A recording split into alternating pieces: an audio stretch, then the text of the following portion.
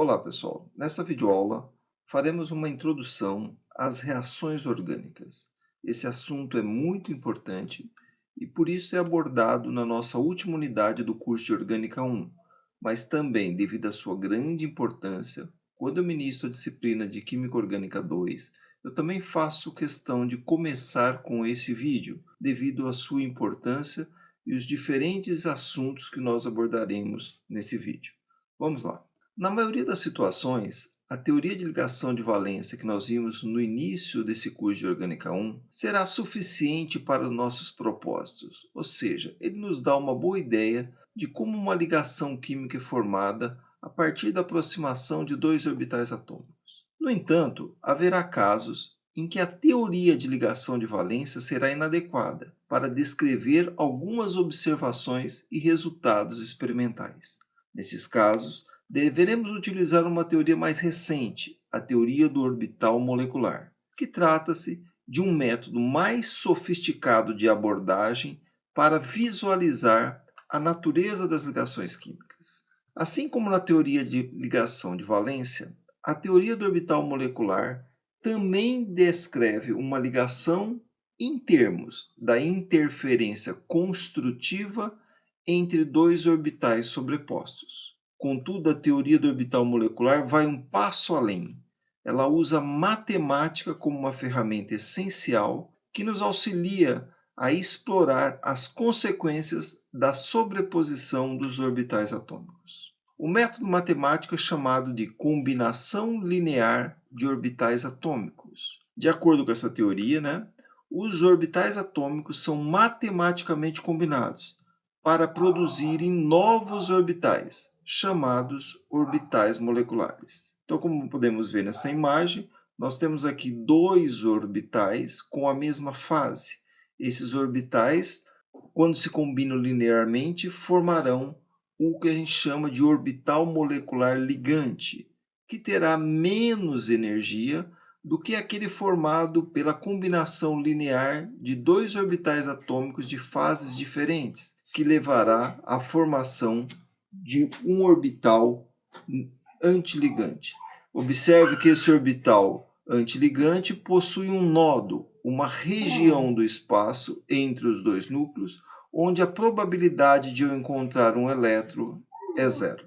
O orbital atômico é uma região do espaço associado a um átomo individual. Já o orbital molecular está associado a uma molécula inteira, ou seja, a molécula é considerada uma entidade única, mantida unida por muitas nuvens de elétrons, alguma das quais pode abranger toda a extensão da molécula, como é mostrado aqui nesse homo e nesse lumo desta molécula orgânica. Esses orbitais moleculares são preenchidos com elétrons em uma ordem específica, da mesma maneira que os orbitais atômicos são preenchidos.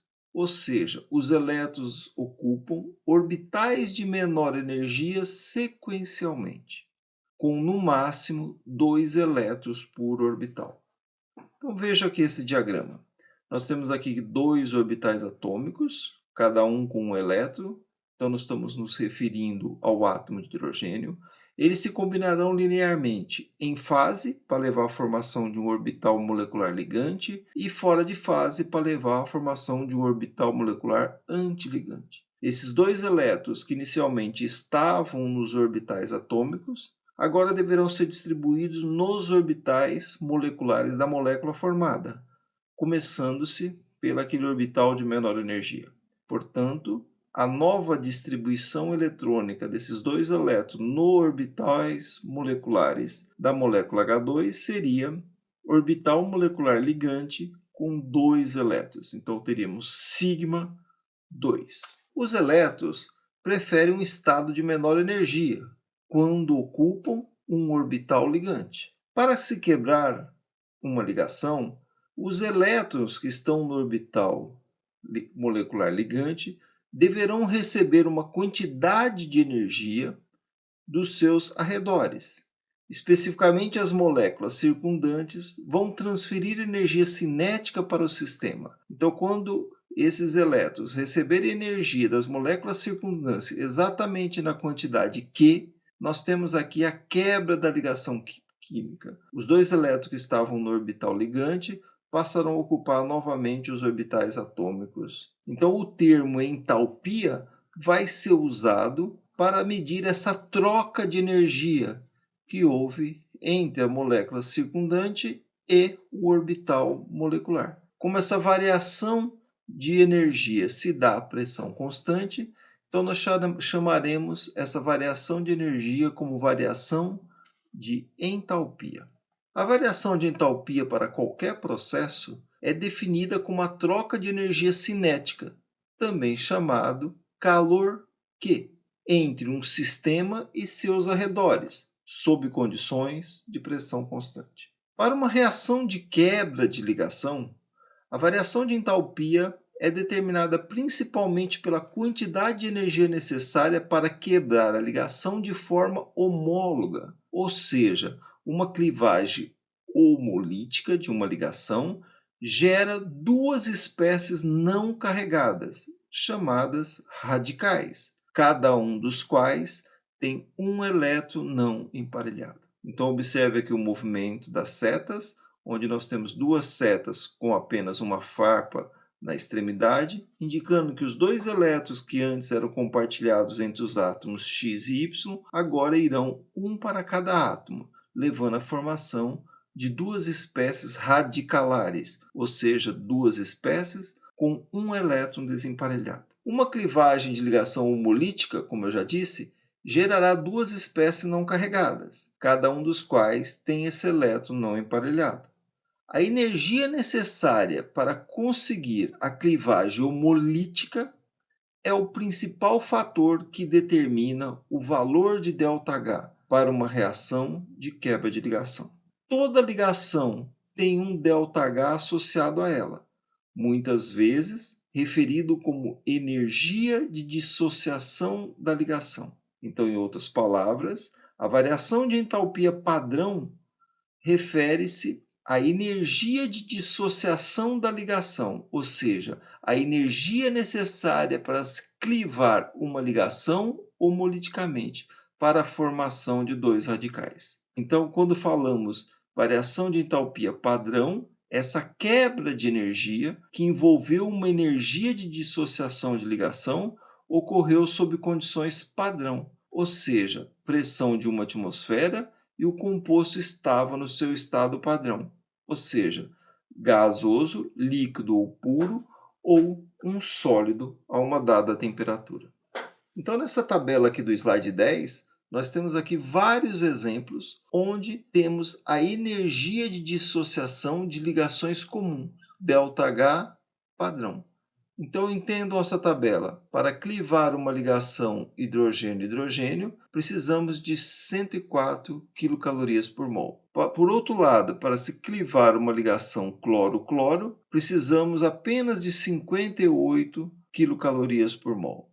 Então, aqui nós temos uma tabela bastante completa, que nós podemos ter uma ideia das energias relativas necessárias para se clivar de modo homolítico uma ligação entre dois átomos. E essa tabela nos será útil para a resolução de alguns exercícios que veremos adiante. Vejam só. Por outro lado, nós também temos a clivagem da ligação heterolítica.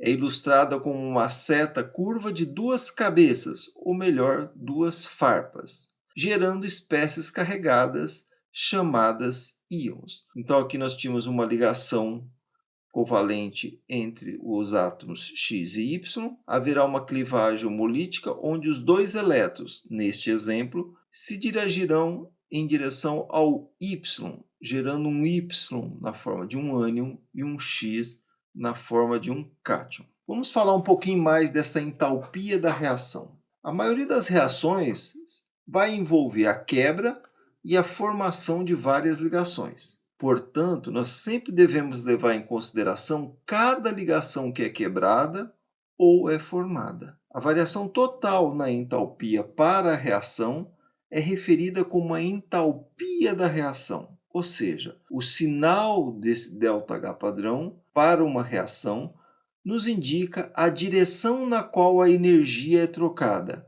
A direção de troca de energia é descrita pelos termos exotérmico ou endotérmico. Então, observe, nós temos aqui nesta reação que os nossos produtos têm menores energias que os reagentes. Então, houve uma variação de energia negativa. Nesse caso, energia foi liberada e nós dizemos que a nossa reação, o ΔH da nossa reação, além de ser negativo, é chamada exotérmica.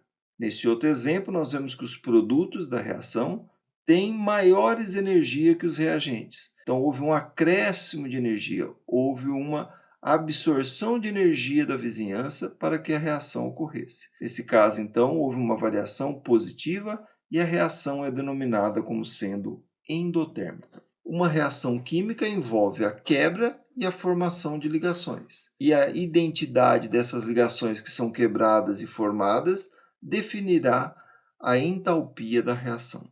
Veja aqui um exemplo.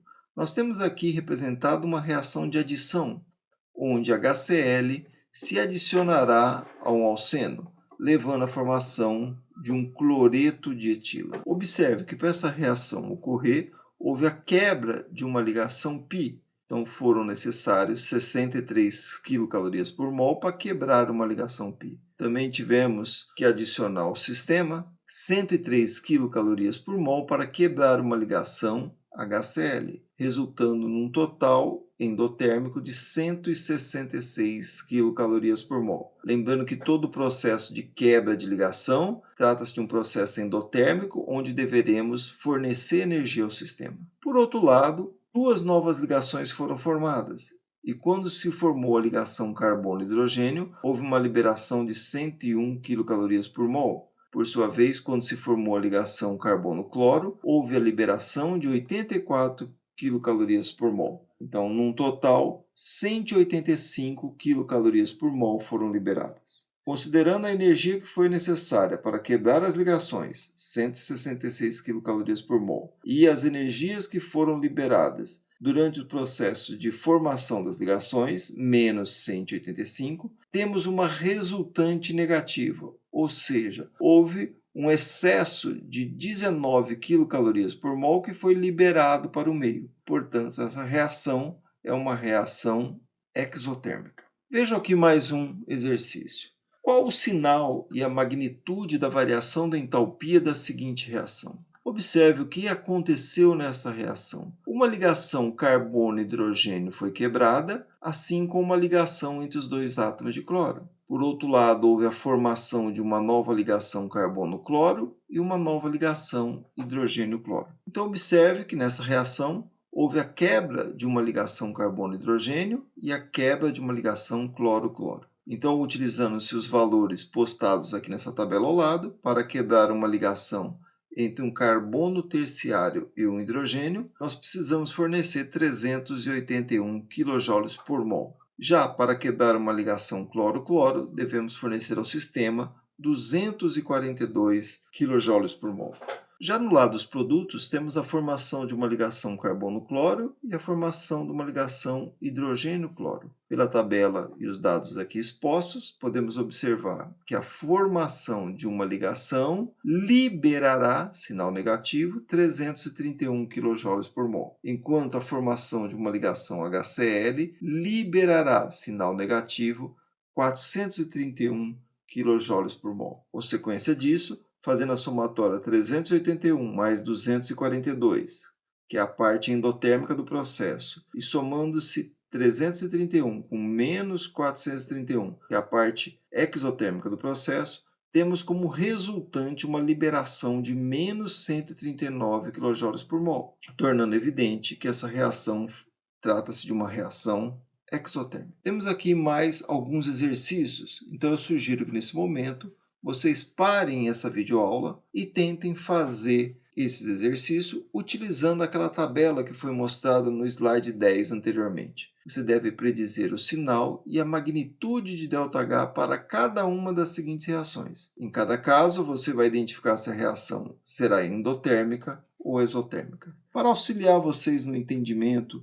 eu vou fazer com vocês os itens A e o item B. Vejam só, nesta reação o que temos? Primeiro vamos analisar as ligações que foram quebradas. Houve a quebra de uma ligação entre carbono e hidrogênio nesta posição. Então, para isso, tivemos que adicionar 397 kJ por mol. Também houve a quebra de uma ligação bromo-bromo. Tivemos que adicionar para isso 192 kJ por mol. Por outro lado, as ligações que foram formadas, que vão implicar em liberação de energia. Para se formar uma nova ligação carbono-bromo, houve a liberação de 285 kJ por mol, enquanto a formação da ligação HBr liberou 368 kJ por mol. Fazendo a soma de 397 mais 192, temos a parte endotérmica do processo igual a 589,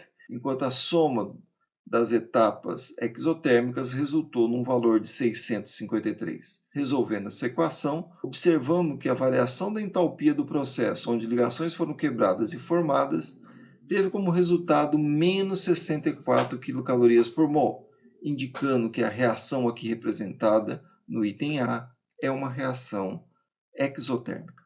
Vamos olhar agora o item B. Nós temos aqui novamente que analisar primeiro as ligações que foram quebradas. Quais foram? Quebramos a ligação carbono-cloro, depois quebramos a ligação hidrogênio-oxigênio. As ligações que foram formadas uma ligação entre o hidrogênio e o cloro e entre o carbono e o oxigênio. Então, pegando esses valores lá da tabela, nós temos aqui, portanto, o resultado.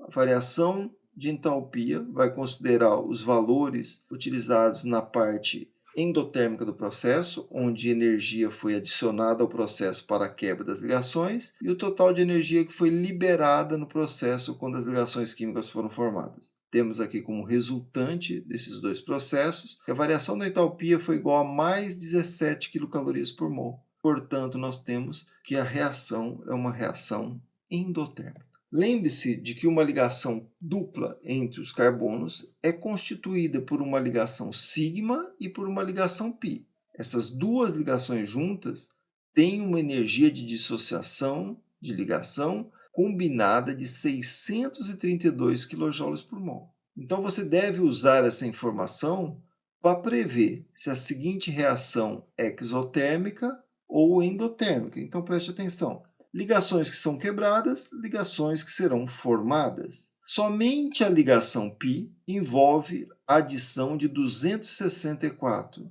kJ por mol, enquanto para quebrar a ligação hidrogênio-oxigênio envolve a quantia de 498. Ligações que serão formadas, portanto, com liberação de energia. A ligação entre o carbono e o oxigênio, menos 381, e o hidrogênio e o carbono, menos 410. Fazendo o cálculo aqui, nós observamos que a variação de entalpia, nesse caso, é igual a menos 29 kJ por mol, indicando que o processo de hidratação, que nada mais é que a adição de uma molécula de água a um alceno para levar à formação de um álcool, envolverá menos 29 kJ por mol, ou seja, trata-se de uma reação exotérmica. Então sempre fique atento quando vocês têm ligações duplas ou ligações triplas. Você não quebrará ambas as ligações, você quebrará apenas as ligações π.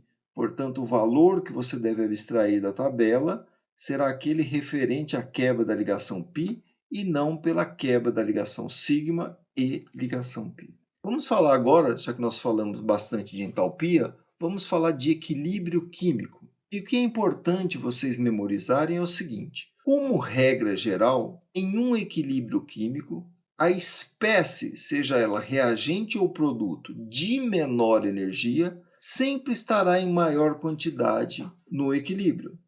Então, observe, aqui nós temos uma reação, como nós já mostramos, a reação de adição de HBr a um alceno, levando à formação desse brometo de alquila. Observe que os produtos têm menores energias do que os reagentes. Então, nós podemos inferir e já concluir que trata-se de uma reação exotérmica. Então, por essa regra geral, observe, no equilíbrio químico, Quando o equilíbrio for estabelecido, eu terei uma maior quantidade de produtos do que de reagentes, porque os produtos têm menores energia do que os reagentes. Por outro lado, se analisarmos a reação inversa, onde um haleto de alquila sofre reação de eliminação para formar um alceno e um ácido bromídrico, nós teremos que a reação será uma reação endotérmica, ou seja, os produtos terão maiores energia que os reagentes. Sendo essa reação endotérmica, logo, quando o equilíbrio for estabelecido, eu terei maiores quantidade dos reagentes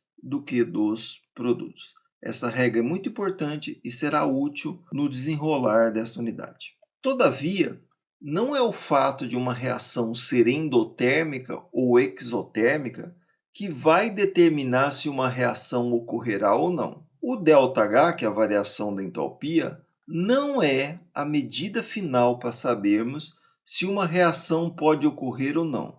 Nós temos a falsa impressão de que somente reações exotérmicas ocorrem, ou seja, somente aquelas reações onde ocorre uma diminuição de energia. Isso é verdade em parte das reações exotérmicas, mas não de todas. Embora as reações exotérmicas sejam comuns, ainda há muitos exemplos de reações endotérmicas que ocorrem rapidamente. Isso é um dado experimental. Isso levanta a questão: enfim, qual é a medida final, qual é a grandeza para determinarmos se uma reação pode ocorrer ou não?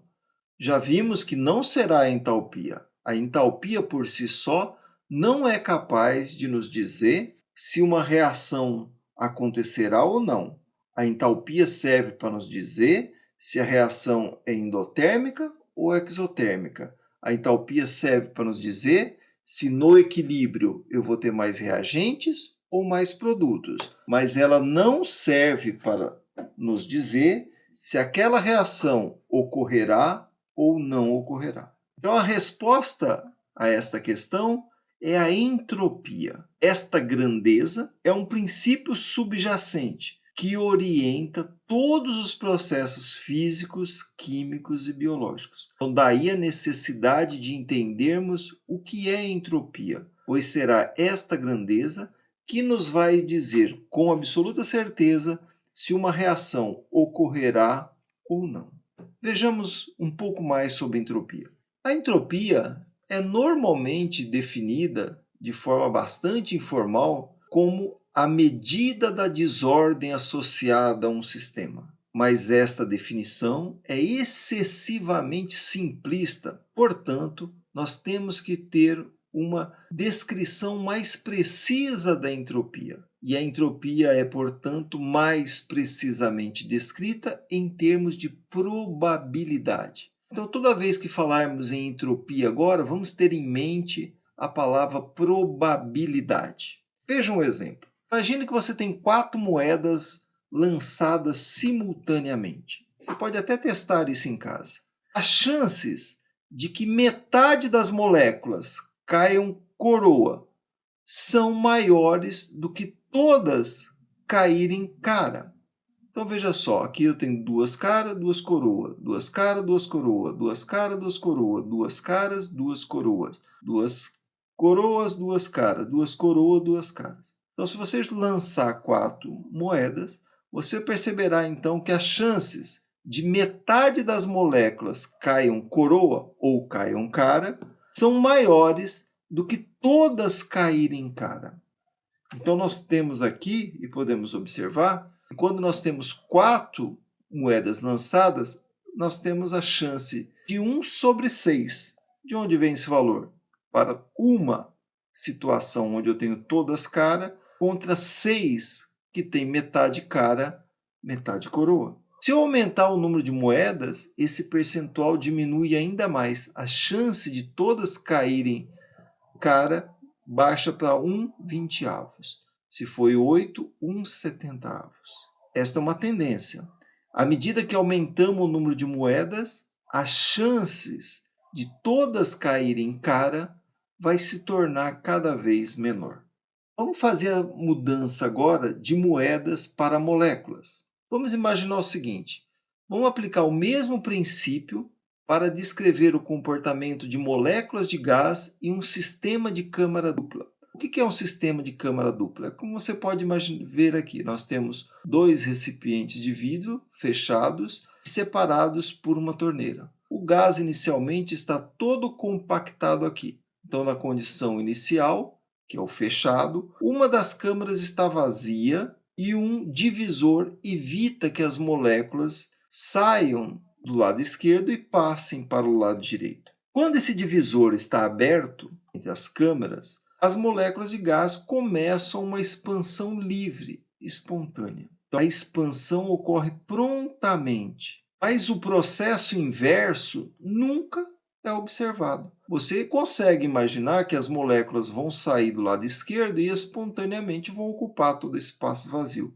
Mas você não consegue imaginar que num dado momento todas essas moléculas que passaram aqui para o lado direito vão voltar a ficarem confinadas somente do lado esquerdo. Então, uma vez espalhada pelas duas câmaras, as moléculas de gás não se recolherão de repente de volta para a primeira câmara, deixando a câmara vazia como no estado inicial. Esse cenário, se você prestar atenção, é muito parecido com a analogia de lançar moedas. Então, a cada momento, cada molécula pode estar na câmara 1 ou na câmara 2. Assim como uma moeda pode ser cara ou pode ser coroa. Então, está aqui ou está nas duas seria a situação de ser cara ou coroa. Quando nós aumentamos o número de moléculas, torna-se cada vez menos provável que todas as moléculas estejam na mesma câmara, ou seja, todas sejam cara. A gente espera que metade seja cara,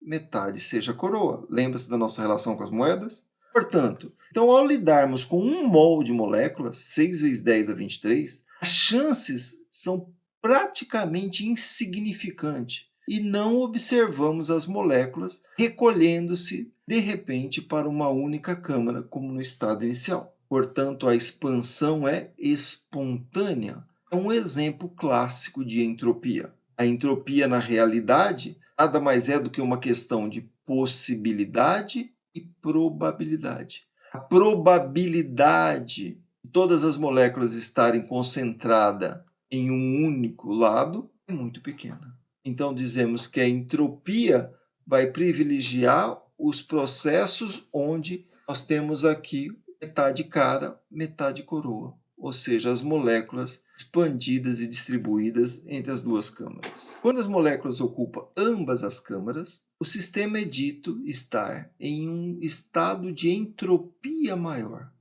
Então, entropia, lembra que é sinônimo de probabilidade? Então, a probabilidade maior, ou seja, estarem espalhados, está relacionado com uma entropia maior. Porque o número de estados em que as moléculas são espalhadas entre ambas as câmaras é muito maior do que o número de estados em que as moléculas são todas encontradas em uma única câmara. Lembrando da relação cara-coroa novamente. Quanto maior o número de moléculas ou de moedas lançadas, a probabilidade de eu ter uma cara, metade coroa, é muito maior do que ter somente cara ou somente coroa. Então, nós temos aqui um estado de maior entropia, de maior probabilidade de acontecer. Um processo que envolve um aumento de entropia é considerado espontâneo. Ou seja, o processo pode e irá ocorrer com tempo suficiente. Embora a expansão, só tivemos que considerar a mudança na entropia do sistema. O ambiente não foi afetado pela expansão espontânea. O que nós queremos dizer com isso? Que aqui houve um processo espontâneo onde está associado a aumento da entropia. Esse processo vai ocorrer e ocorrerá. O tempo que vai demorar vai ser uma característica de cada reação. Embora essa expansão só tivemos que considerar mudança na entropia do sistema, a gente tem que observar que era um sistema fechado. A vizinhança não interferia no processo, ou seja, na expansão dos gases entre as duas câmaras. As reações químicas não são uma exceção. No entanto, em uma reação química, os ambientes serão afetados. Devemos levar em conta não apenas a variação de entropia do sistema, mas somos obrigados a considerar a variação da entropia vizinha, ou seja, a entropia da vizinhança. Então, não basta saber a variação de entropia do sistema, devemos saber a variação da entropia da vizinhança também. Então, para fins de a nossa análise, deveremos considerar a variação de entropia total, a soma da variação da entropia do sistema mais a variação de entropia da nossa vizinhança. Para que um processo seja espontâneo, essa variação da entropia total deve aumentar. Lembra-se, deve ter uma probabilidade maior de acontecer. A entropia do sistema, ou seja, a reação, pode diminuir, desde que a entropia da vizinhança aumente em uma escala bem maior, que compense a diminuição da entropia do sistema. Então, veja só, como ΔS total é a soma de dois fatores, nós podemos ter que a diminuição da entropia de um sistema pode ser até desfavorável. Nós temos uma entropia negativa. Porém, se a variação da entropia da vizinhança for muito maior, como resultante, teremos uma variação da entropia total positiva. Portanto, nós temos aqui um processo espontâneo. Enquanto a variação da entropia total for positivo, esta reação será espontânea, acontecerá espontaneamente. Portanto, se quisermos avaliar se uma reação particular será espontânea, devemos avaliar os valores de ΔS do sistema e ΔS da vizinhança. O valor de ΔS do sistema é afetado por uma série de fatores. Vejamos exemplos. Aqui nós temos 1 mol de reagente AB, que vai sofrer clivagem da ligação entre A e B e vai formar 2 mols de produtos. Observe, 2 moles de produto. Isso representa que houve um aumento na entropia, certo? Porque agora o número de possíveis maneiras de organizar as moléculas aumenta quando há mais moléculas. Então, a probabilidade desta única molécula se quebrar e levar à formação de 2 é maior do que a probabilidade de 2 moléculas, 2 átomos, aqui melhor dizendo, se encontrarem no espaço e se chocarem de forma adequada para levar à formação de uma única molécula. Então, a probabilidade é maior da esquerda para a direita. Então, nós temos aqui um aumento da probabilidade de formação dessa espécie. Então, nós temos aqui um processo com variação de entropia positiva. No caso de nós termos um composto cíclico, ele também pode clivar a ligação entre X e Y, levando à formação de um composto acíclico. Esse processo também representa um aumento de entropia, porque os compostos acíclicos têm mais liberdade de movimento do que os compostos cíclicos. Lembre de todas as possibilidades de rotação e, consequentemente, de conformações diferentes que há em uma molécula acíclica, bem diferente de compostos cíclicos. Portanto, um composto acíclico pode adotar um maior número de conformações do que um composto cíclico. E, mais uma vez, o maior número de estados possíveis corresponde a uma entropia maior. Veja aqui alguns exercícios. Eu sugiro que você novamente pare o vídeo nesse momento e tente verificar em cada um desses processos se ΔS é positivo ou negativo. O que acontece é que 2 moléculas formam uma só. Aumentou ou diminuiu a desordem do sistema? A probabilidade desses dois se encontrarem é maior ou menor desse sozinho levar à formação do outro, certo? Então, aqui é uma variação de entropia negativa. Aqui também, lembrando das conformações, aqui nós temos a variação de um grande número de conformações. Então, aqui a desordem do sistema, o aumento da entropia é bem maior do que nesse caso. Então, nós temos aqui mais um exemplo onde ΔS é menor do que zero. Esse outro caso é o caso inverso do anterior. Se a reação direta tem uma variação de entropia negativa, a reação inversa tem uma variação de entropia positiva. Aqui, novamente, temos uma única molécula levando à formação de 2.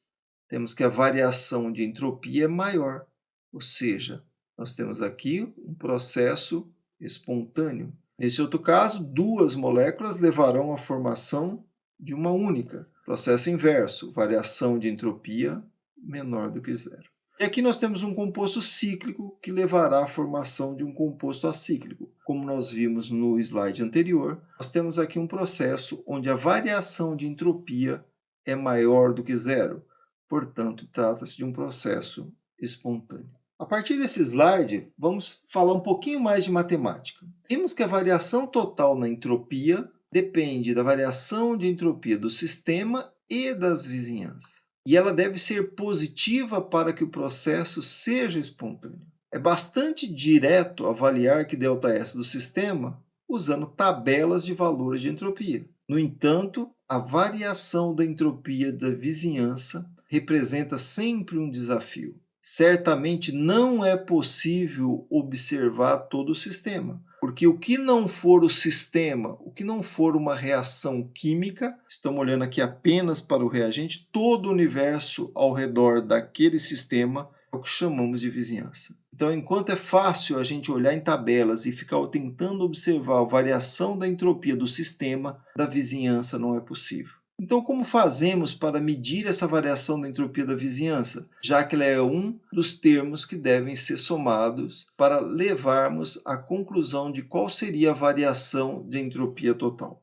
Para nossa alegria, há uma solução inteligente para esses problemas. Estudos mostraram que, sob condições de pressão e temperatura, pode-se demonstrar que a variação de entalpia da vizinhança é igual a menos variação da entalpia do sistema sobre a temperatura. Substituindo esse valor na nossa primeira equação, nós temos essa equação aqui destacada em vermelho. Se você multiplicar ambos os lados dessa equação pela temperatura, temos que temperatura versus variação da entropia total é igual menos variação da entropia do sistema mais temperatura vezes variação da entropia do sistema. A esta grandeza menos temperatura, que é um valor constante positivo, da variação da entropia total, é o que se chama de variação de energia livre de Gibbs. Portanto, a variação de energia livre de Gibbs é dada pela variação da entalpia dos sistemas menos a temperatura vezes a variação da entropia do sistema. Veja que nós temos duas grandezas, seja a variação de entalpia, que é tabelado, temos a variação de entropia do sistema, que é tabelado, e temperatura, que é a temperatura, um valor positivo em Kelvin. Então, nós não temos mais aqui a dependência inicial que nós tínhamos de saber a variação da entropia da vizinhança. Então, dessa forma, de um modo bastante simplificado, nós vemos que a variação da energia livre de Gibbs é simplesmente a grandeza que vai nos dizer se um processo é espontâneo ou não. Porque aqui nós temos que a variação da entropia total, que nós chamávamos há pouco tempo de entropia, agora foi substituída por uma nova grandeza quando essa primeira foi multiplicado pelo negativo da temperatura. Então, esse valor, variação de energia livre de Gibbs, é a nova grandeza que vai determinar se um processo é espontâneo ou não. Isso quer dizer, quando ΔG for menor do que zero, a reação ocorrerá espontaneamente. Quando for maior do que zero, o sistema não acontecerá espontaneamente. Então, voltando a dizer, qualquer processo com ΔG negativo será espontâneo. E tais processos são chamados exergônicos. Veja só, é bem diferente de exotérmicos, porque aqui nós não temos ΔH no gráfico, nós temos ΔG. Então, nós temos aqui produtos com menores ΔG do que os reagentes. Então, houve uma variação no ΔG. ΔG é menor do que zero. Então, agora eu tenho um processo exergônico. Nem todas as reações exotérmicas serão exergônicas. Deixa isso em mente, tá bom? Porque, veja só, somente acontecerá que ΔG for igual a ΔH quando a variação de entropia for igual a zero.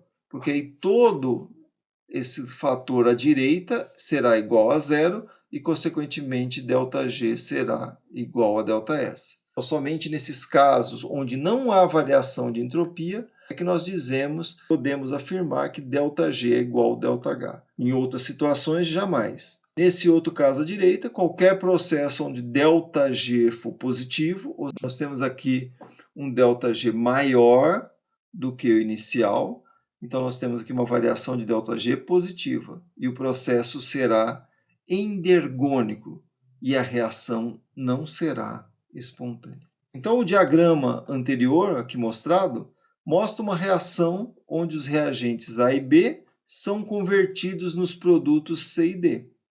A reação exibe um ΔG negativo, como a gente pode ver. Trata-se de uma reação exergônica, portanto, essa reação será uma reação espontânea. Consequentemente, podemos esperar que uma mistura de A e B seja completamente convertida em C e D após o tempo necessário para que essa reação ocorra. Mas não é o caso. Em vez disso, estabelece-se um equilíbrio onde os 4 compostos estarão presentes. Por que esse deveria ser o caso? Se C e D são verdadeiramente mais baixos em energia livre do que A e B, por que existe alguma quantidade de A e B quando a reação estiver completa? Para responder essa pergunta, devemos considerar o efeito de ter um grande número de moléculas. O diagrama de energia mostra as reações entre uma molécula A e uma molécula B. No entanto, nós lidamos com moles de A e B. As mudanças de concentração dos reagentes têm um efeito sobre o valor da variação de ΔG. Então, quando a reação começa, apenas A e B estão presentes. Mas quando a reação prossegue, as concentrações de A começam a diminuir e, por outro lado, as concentrações de C e D aumentam. Então, veja só. Então, à medida que a reação prossegue, a energia livre de Gibbs diminui, até atingir um valor mínimo.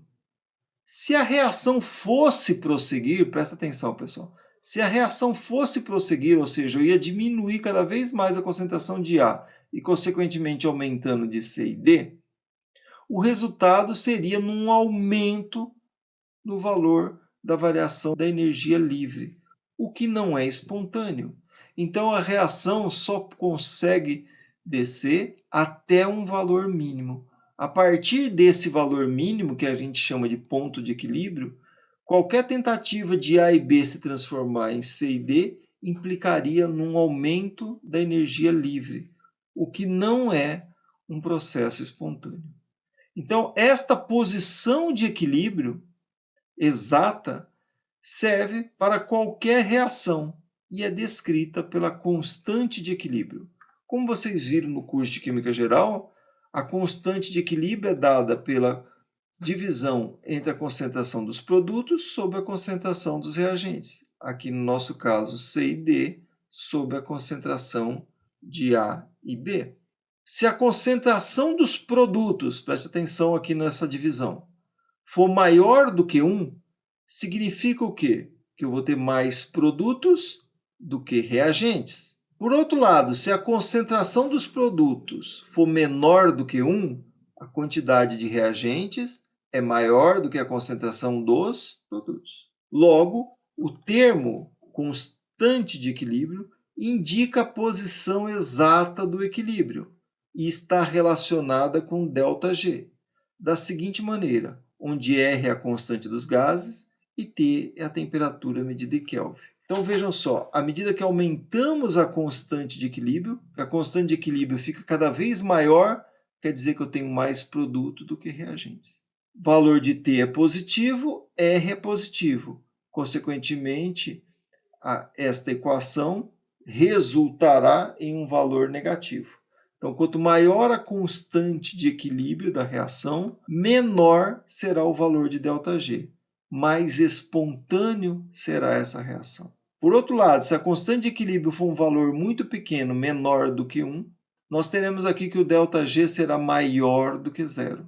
Consequentemente, o processo não será espontâneo e eu terei mais reagentes do que produto no meu equilíbrio.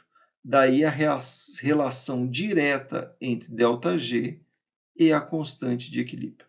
Observe essa tabela. Nós temos aqui ΔG menos 17, constante de equilíbrio 1000, 10 elevado à terceira. Isso indica que a porcentagem dos produtos no equilíbrio é de 99,9%. Então, quando eu tenho constante de equilíbrio muito grandes, valores de ΔG será muito pequeno. Consequentemente, eu tenho mais produto do que reagentes.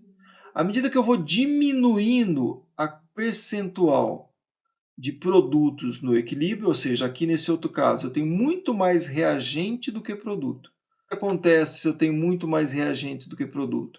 A minha constante de equilíbrio fica um valor muito pequeno. Consequentemente, o ΔG fica muito positivo. Então, a reação vai sendo completamente não espontânea. Vamos exercitar agora para verificar se vocês fixaram bem essas diferenças entre entalpia, entropia, constante de equilíbrio. Em cada um dos casos a seguir, use os dados fornecidos para determinar se uma reação favorece reagentes ou produtos. Veja o item A. Uma reação com ΔG maior do que zero.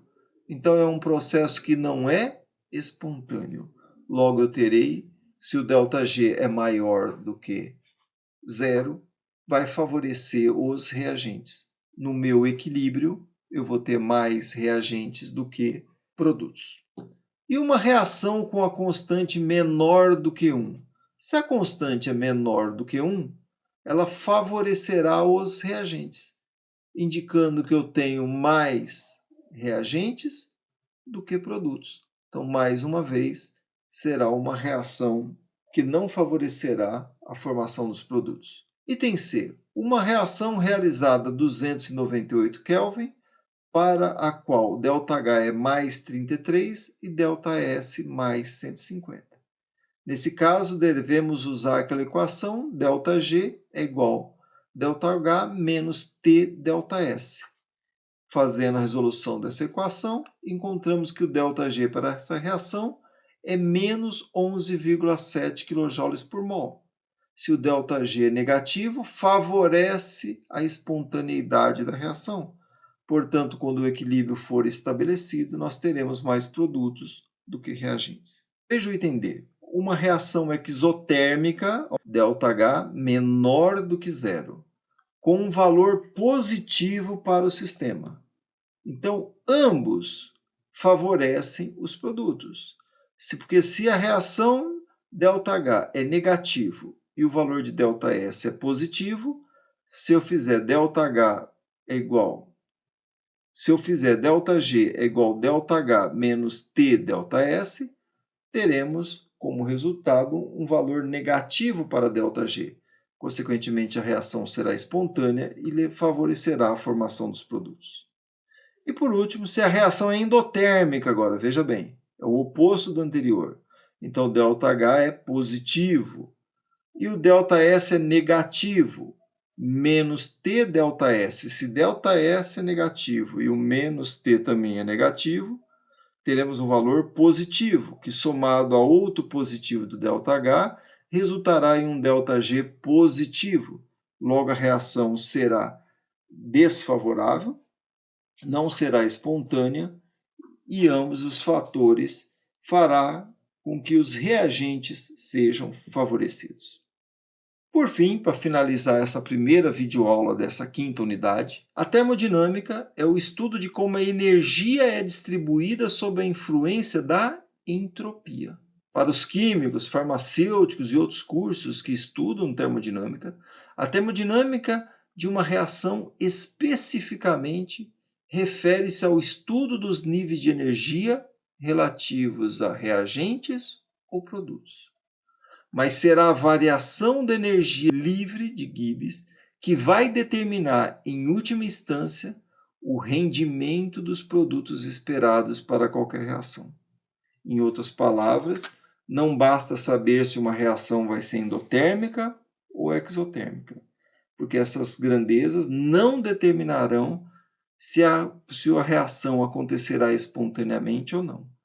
A grandeza que vai determinar se uma reação acontecerá espontaneamente ou não é o que aprendemos aqui nessa videoaula, é a variação da energia livre de Gibbs. Se esse valor for um valor muito negativo, a reação será espontânea, logo favorecerá a formação dos produtos.